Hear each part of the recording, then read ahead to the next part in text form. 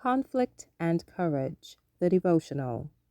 The reading for today is entitled Cursed, January 12th. Unto the woman he said, I will greatly multiply thy sorrow and thy conception, and thy desire shall be to thy husband, and he shall rule over thee. And unto Adam he said, Cursed is the ground for thy sake.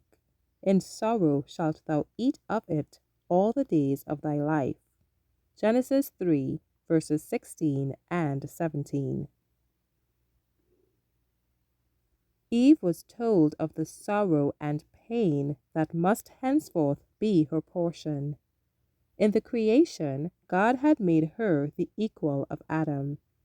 Had they remained obedient to God, in harmony with his great law of love, they would ever have been in harmony with each other. But sin had brought discord, and now their union could be maintained and harmony preserved only by submission on the part of the one or the other.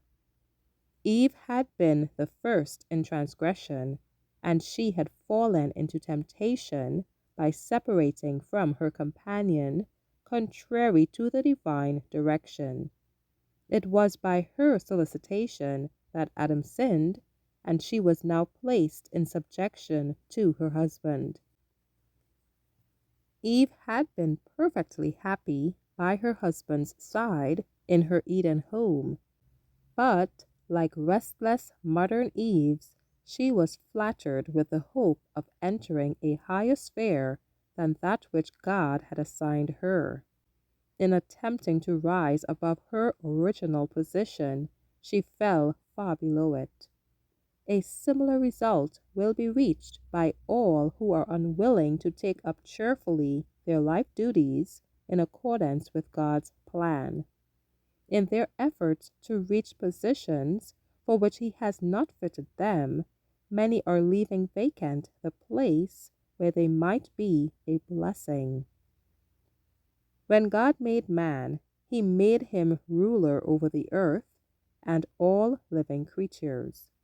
So long as Adam remained loyal to heaven, all nature was in subjection to him. But when he rebelled against the divine law, the inferior creatures were in rebellion against his rule.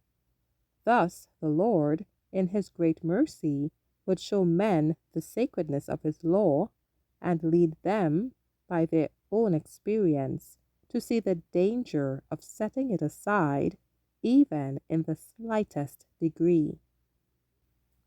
And the life of toil and care, which was henceforth to be man's lot, was appointed in love.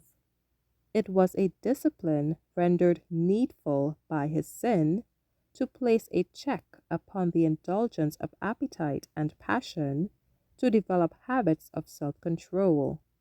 It was a part of God's great plan for man's recovery from the ruin and degradation of sin. Be strong in the Lord and in the power of his might.